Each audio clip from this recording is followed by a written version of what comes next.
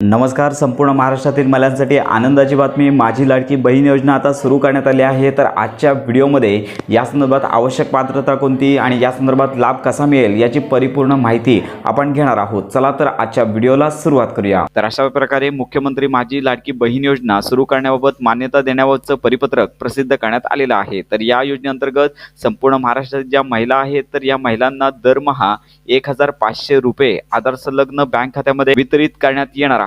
तर यामध्ये आवश्यक पात्रता येथे पाहू शकता. तर यामध्ये सगळ्यात महत्त्वाची बाब म्हणजे महाराष्ट्र राज्यातील 21 ते 60 वर्ष वयोगटातील विवाहित, विधवा, घटस्फोटित, परित्यक्त्या आणि निराधार महिला या योजनेचा लाभ घेऊ शकतात. आणि यामध्ये पात्रता लाभार्थी महिला महाराष्ट्र राज्याचे रहिवासी असणे आवश्यक आहे.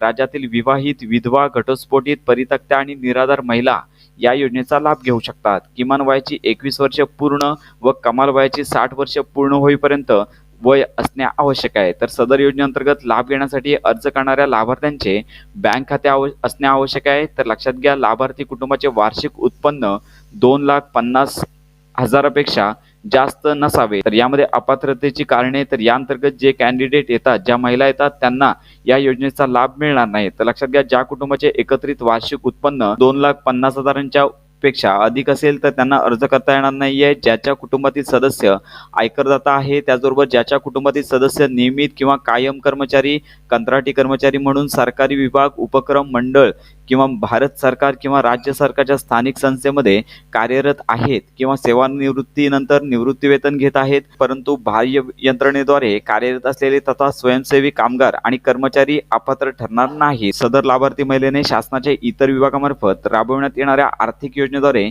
1500 पेक्षा जास्त लाभ घेतला नसावा. ज्याच्या कुटुंबातील सदस्य विद्यमान किंवा माजी खासदार, आमदार आहे यांना लाभ मिळणार नाही. ज्यांच्या कुटुंबातील सदस्य भारत सरकार किंवा राज्य सरकारच्या बोर्ड, कॉर्पोरेशन, बोर्ड, उपक्रमाचे अध्यक्ष, उपाध्यक्ष, संचालक सदस्य आहेत यांना देखील लाभ मिळणार नाहीये.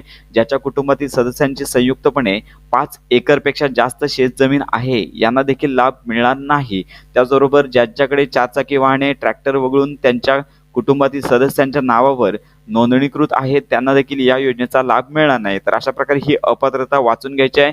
तर यानंतर आवश्यक कागदपत्रे कोणती, तर सहज ऑनलाईन करायचं आहे. आधार कार्ड लागणार आहे.